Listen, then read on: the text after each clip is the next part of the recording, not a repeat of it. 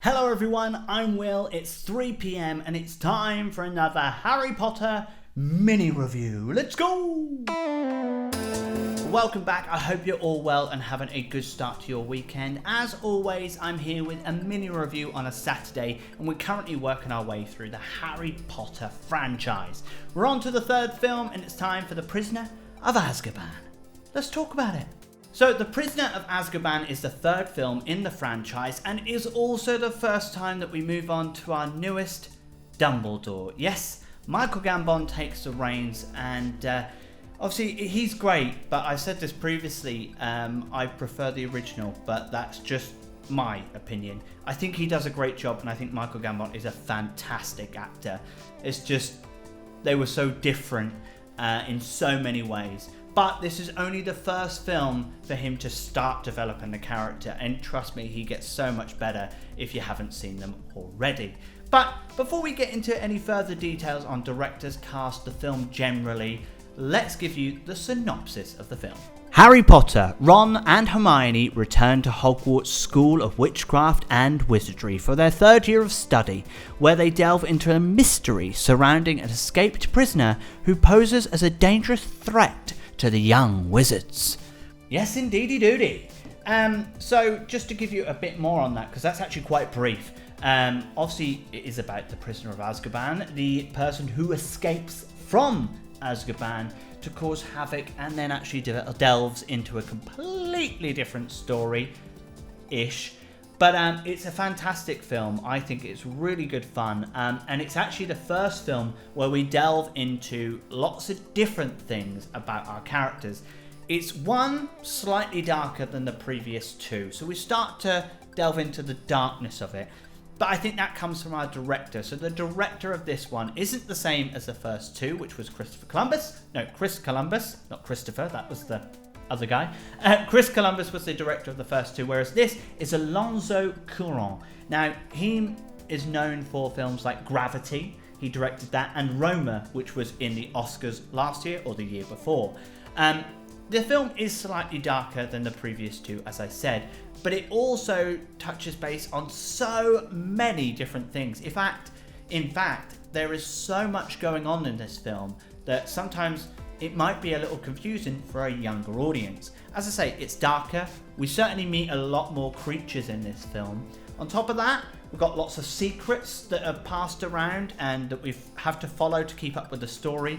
And on top of that, it's time travel as well. Just when you think the film's going to finish, we suddenly delve into time travel, which I thoroughly enjoyed that part of the film.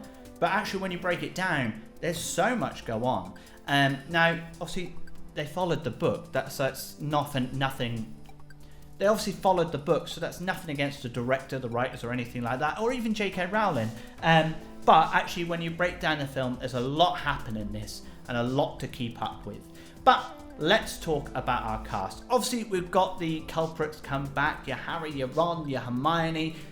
We've obviously discussed the new Dumbledore, but we also gained some new characters and some amazing actors. This is when it just keeps getting bigger and bigger and bigger over the years, and the names just keep rolling in. So you've got Timothy Spall, who is a fantastic actor in his own right, but in this role, I thought he was amazing, especially playing a creature as well as a person, and then a creature-like person, if you like. I thought he was fantastic. As I say, Michael Gambon as Dumbledore, though I prefer the original, I think he does a great job and certainly builds into that character over the years. On top of that, we've got David Themlis, which he plays Professor Lupin. Obviously, Gary Oldman joins the reins as Sirius Black. He is brilliant in this film. Phenomenal actor all round. If you haven't seen every film that he's in, I know that's going to be quite hard because there's a lot of them. Have a look on IMDb because there is an endless amount of films in there. And his character in this is not only fantastic in the book, but in this film, you really get to see so many different sides of this character and plays on a lot of emotions. I just think he's great all round. And of course, one of my favourite characters in this film in particular is Emma Thompson's character. She plays Professor, let me get this right, Sybil Trelawney. Trelawney? Professor Sybil Trelawney, maybe. Correct me if I'm wrong below. I know you'll only be typing what I'm saying, maybe, but something along those lines. She is fantastic. She's not in this loads, but when she is, she just takes over that screen. I love Emma Thompson. I think she's fantastic.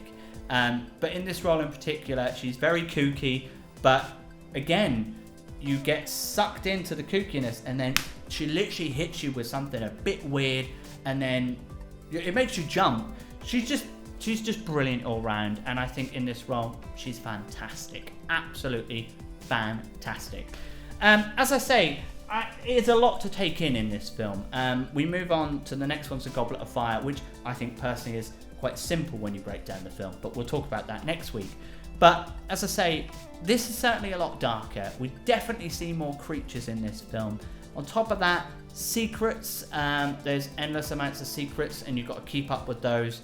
On top of the time travel that then helps explain the secrets. Hopefully that makes sense. It should do. Well, that's all I've got time for. I hope you've enjoyed my mini review. Maybe that was a little complicated, but we did talk about the director. We talked about the story, how it was darker, the creatures, and everything about it. I introduced you into some of the characters that I love and my thoughts on Dumbledore being the new one in this film.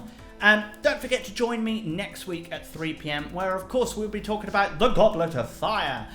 One of my favourite films out of the lot of them. It's brilliant, and I have just finished watching it this afternoon. So I'll be reviewing that this week, and next Saturday at 3 PM it'll be live for you. So if you'd like to watch that or any of my other videos, don't forget to hit that like button, and of course subscribe to my channel. I'm Norton Film and Review. I'm also on TikTok. I'll see you next week, and don't forget, tomorrow I'll be reviewing Jojo Rabbit for you. So have a lovely weekend. Bye bye.